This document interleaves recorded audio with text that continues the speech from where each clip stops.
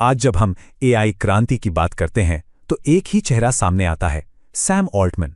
वो open AI के साथ एक ऐसे भविष्य को गढ़ रहे हैं जो इंसानी सोच और क्षमताओं को असीमित रूप से बढ़ा सकता है। पर इसके साथ ही एक बहुत बड़ा सवाल भी खड़ा होता है, क्या ये टेक्नोलॉजी हमें सच में और ताकतवर बनाएगी या फिर अनजाने में ही कोई नया खतरा पैदा कर देगी? तो चलिए सैम ऑल्टमैन के इस विजन को थोड़ा और करीब से समझने की कोशिश करते हैं। देखिए, ये शब्द सिर्फ कहने के लिए नहीं थे। ऑल्टमैन ये बात अच्छी तरह जानते थे कि एआई का भविष्य सिर्फ कैलिफोर्निया के कुछ दफ्तरों में तय नहीं हो सकता। इसीलिए उन्होंने एक ग्लोबल यात्रा शुरू की, ये समझने के लिए कि दुनिया के अलग अलग कोनों में लोग एआई से क्या उम्मीदें लगा रहे हैं और उन्हें किस बात का डर सता रहा है। तो ये कोई प्रमोशनल टूर नहीं था, बल्कि सच से रूबरू होने का एक मिशन था। तो इस पूरे सफर को समझने के लिए हम इन 5 हिस्सों से गुजरेंगे। सबसे पहले हम सैम ऑल्टमैन को एक इंसान के तौर पर जानेंगे। फिर हम GPT-4 तक की जबरदस्त तकनीकी छलांग को देखेंगे और अलाइनमेंट की मुश्किल चुनौती को समझेंगे। उसके बाद हम समाज पर इसके असर की बात करेंगे और आखिर में सुपर इंटेलिजेंस को लेकर उनके सबसे बड़े विजन तक पहुंचेंगे। तो पहला सवाल यही आता है, सैम ऑल्टमैन आखिर हैं कौन? क्या वो सिर्फ एक और टेक सीईओ हैं या कुछ और? चलिए पता लगाते हैं कि वो क्या चीज़ है जो उन्हें इतना अलग बनाती है। सिलिकॉन वैली में जहां ज्यादातर लीडर्स दौलत और शोहरत से प्रेरित होते हैं, सैम ऑल्टमैन वहां एक बिल्कुल अलग ही मिट्टी के बने हैं। जरा सोचिए, ओपन एआई जैसी कंपनी में उनकी कोई हिस्सेदारी, कोई इक्विटी नहीं है। उनकी सैलरी बस इतनी कि उनका हेल्थ इंश्योरेंस कवर हो जाए। उनके लिए असली कमाई पैसा नहीं है, बल्कि उस मिशन का रोमांच है। एक ऐसा मिशन जिसका सपना उन्होंने पॉल ग्राहम और एलन मस्क जैसे मेंटर्स के साथ देखा था। अब आते हैं टेक्नोलॉजी पर। देखिए, ओपन एआई की जो तरक्की है वो एक सीधी रेखा में नहीं हुई है। ये एक घातीय सीढ़ी की तरह है। मतलब हर अगला कदम पिछले वाले से कई गुना ज्यादा बड़ा और शक्तिशाली होता है। ये इतनी तेज रफ्तार है कि हमारा दिमाग भी इसे आसानी से पकड़ नहीं पाता। और ऑल्टमैन का ये कहना बिल्कुल सही है। हम इंसानों की एक आदत है, हम बड़ी से बड़ी तकनीकी छलांगों के भी बहुत जल्दी आदी हो जाते हैं। जो आज हमें किसी जादू जैसा लगता है वो कल एक आम बात बन जाता है। याद है जब GPT-4 आया था तो कैसा लगा था? एक अकल्पनीय छलांग। और अब सबकी नजरें GPT-5 पर टिकी हैं। एक और दिलचस्प बात, जब GPT-4 पूरी तरह तैयार हो गया था, ओपन एआई ने उसे तुरंत लॉन्च नहीं किया। उन्होंने इंतजार किया पूरे 8 महीने तक। सवाल है क्यों?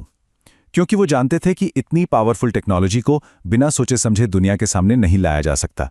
ये 8 महीने टेस्टिंग, सेफ्टी चेक्स और अलाइनमेंट के लिए थे। ये ओपन एआई की रणनीति का एक बहुत ही अहम हिस्सा है। रफ्तार से ज्यादा जरूरी सुरक्षा है। और यहीं से असली टेक्निकल और कह सकते हैं दार्शनिक चुनौती शुरू होती है।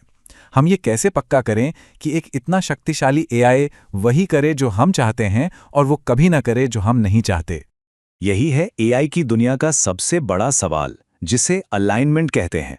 सोचकर देखिए, आपके पास एक बेस मॉडल है, एक अविश्वसनीय रूप से शक्तिशाली दिमाग जो कुछ भी कर सकता है, लेकिन वो जंगली है, अप्रत्याशित है। तो सवाल यह है कि इस डिजिटल दिमाग को कैसे सिखाया जाए कि वो इंसानों की तरह सोचे, हमारी मदद करे और भरोसे के काबिल बने। इसका जवाब एक बहुत ही जटिल से लगने वाले शब्द में छिपा है, RLHF, यानी reinforcement learning from human feedback. लेकिन यकीन मानिए, इसका मतलब बहुत आसान है। ये एआई को इंसानी मूल्यों के हिसाब से ट्रेन करने का एक तरीका है। ये वो जादुई प्रक्रिया है जो एक कच्चे अनट्रेन्ड एआई मॉडल को ChatGPT जैसे उपयोगी टूल में बदल देती है। तो ये है वो बदलाव RLHF से पहले और बाद का।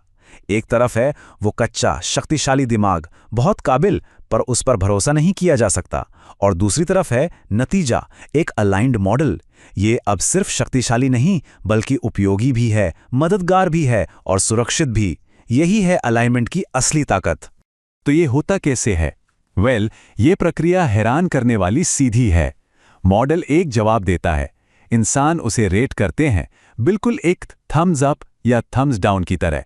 बस इतना ही। इसी सरल से फीडबैक लूप से मॉडल धीरे धीरे सीखता है कि इंसानों को क्या पसंद है, क्या सही है। ये सोचने वाली बात है कि एक साधारण सा हाँ या ना एक एआई को हमारे मूल्यों के साथ जोड़ सकता है। ठीक है, तो हमने टेक्नोलॉजी तो समझ ली, लेकिन असली सवाल तो ये है कि जब ये एआई लैब से निकलकर हमारी दुनिया में आता है, तब क्या होता है? अब हम बात करेंगे इसके सामाजिक प्रभाव की, इसके जोखिम और पुरस्कार दोनों की। अपने वर्ल्ड टूर पर ऑल्टमैन ने एक चीज साफ साफ देखी कि दुनिया के अलग अलग हिस्सों में एआई को लेकर लोगों की प्राथमिकताएं भी बिल्कुल अलग हैं। ग्लोबल साउथ में लोग शिक्षा और स्वास्थ्य जैसे क्षेत्रों में इसके तत्काल फायदे देखना चाहते हैं, वहीं विकसित देशों में लंबी अवधि के सुरक्षा जोखिमों और नैतिक सवालों पर ज्यादा चर्चा हो रही है। जब खतरों की बात आती है तो सबसे पहले दिमाग में डिसइंफॉर्मेशन या फेक न्यूज़ आता है। लेकिन एआई का असली खतरा सिर्फ ज़्यादा फर्जी खबरें नहीं है। असली खतरा है हाइपर पर्सनलाइज्ड डिसइंफॉर्मेशन। ज़रा सोचिए, एक ऐसी गलत जानकारी जो सिर्फ आपके लिए बनाई गई हो, जो आपकी भावनाओं और कमज़ोरियों को अच्छी तरह जानती हो। ये सिर्फ झूठ फैलाना नहीं है, ये एक तरह का दिमागी हेरफेर है, और ये एक बहुत बड़ा चैलेंज होने वाला है। और फिर आती है एक और बड़ी चिंता, अर्थव्यवस्था को लेकर। क्या एआई नौकरियां खत्म कर देगा और वेतन की बढ़ोतरी को रोक देगा, जैसा कि पिछली औद्योगिक क्रांतियों में भी देखने को मिला था? ये एक ऐसा सवाल है जो आज हर किसी के मन में है। लेकिन सैम ऑल्टमैन इस पर एक अलग ज्यादा आशावादी नजरिया रखते हैं। उनका तर्क है कि एआई आर्थिक विकास का एक नया इंजन बन सकता है। पहली बात, ये उत्पादकता यानी प्रोडक्टिविटी को उस स्तर पर वापस ला सकता है जो हमने दशकों से नहीं देखा। दूसरी बात, जब बुद्धिमत्ता या इंटेलिजेंस एक सस्ती चीज बन जाएगी तो ये अमीर और गरीब के बीच का फासला कम करेगी।